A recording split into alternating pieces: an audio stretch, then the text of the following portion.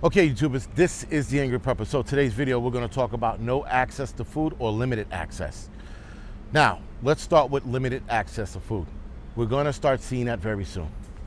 We're seeing supermarkets, damn near around the world, guys, with a lack of food on their shelves. We see supermarkets that are have bare shelves, right?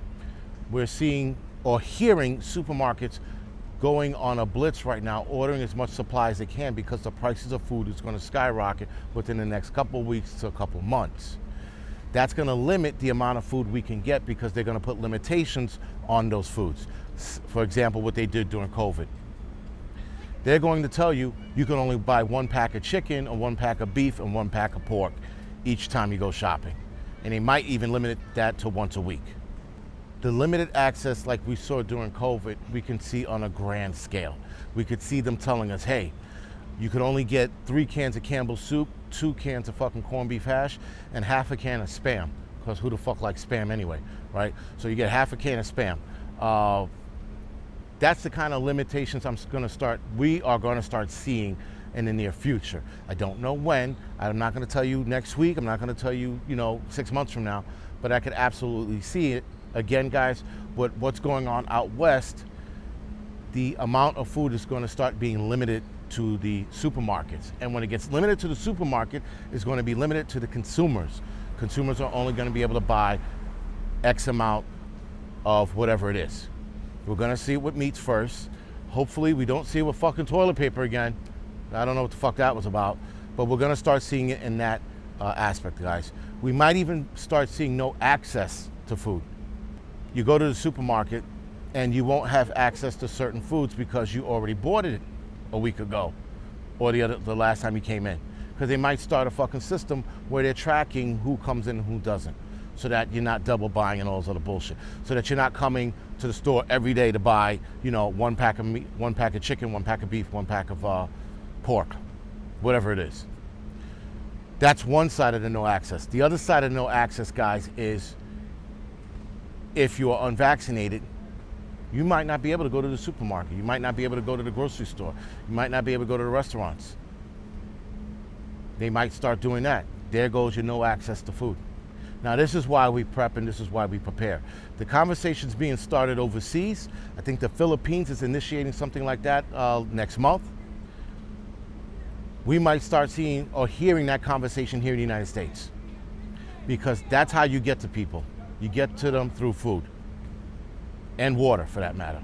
So, guys, limited access to food to no access to food is definitely not definitely, but might start happening in the near future. I don't want to say definitely because I don't know. Who the fuck knows what's going on these days? Can't tell. So this is why, again, I say we prepare. We prepare so that we don't have to contend with that shit. And here's the other thing, guys. As far as prepping goes, I think that we should start, for example, looking at cookbooks and looking at dishes that you want to make. Whatever dish that is, you get the ingredients for that dish and you get a lot of it. So you store that away, right? The sugar, the flour, the pepper, the garlic powder, the onion powder, turmeric, right? Black pepper. Start accumulating all of that stuff. As far as fruits and vegetable goes, if you guys have access to growing your own fruits and vegetables, by all means. If you know a local farmer who's going to cut you up slabs of meat and doesn't care whether or not you're vaccinated, you're going to go to your local farmer, guys. I might even have to drive upstate to have access to meat like that if I can't do it here in the city. By the time they drop that hammer here in the city, I'll be out of here anyway. But if they do it sooner than later, guess what? I'll be going upstate or even in New Jersey and hitting local farms and getting my meat, eggs, and milk that way.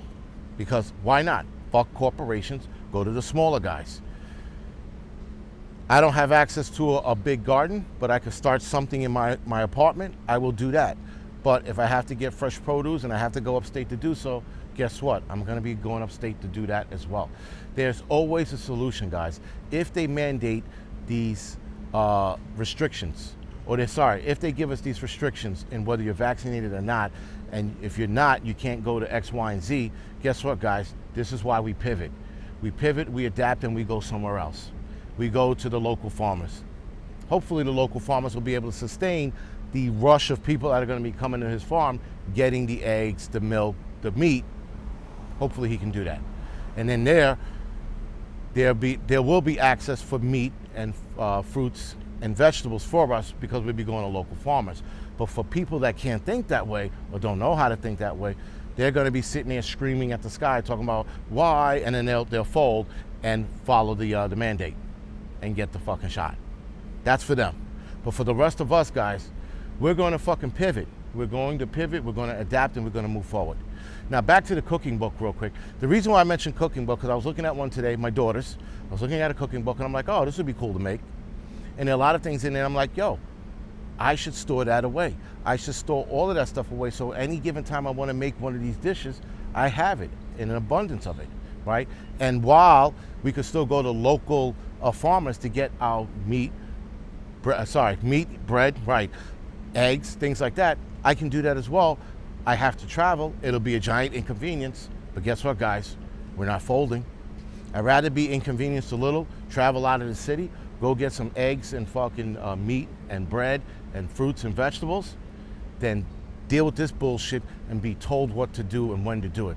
Because guys, I'm gonna tell you right now, these mandates are not the end. And it's not going to be just for the shot. It's gonna be for other things. Because once they know they have control of you, you're gonna sit there, for those of you that listen, are gonna sit there and go, you know what? We'll do whatever they say, because they have control over you.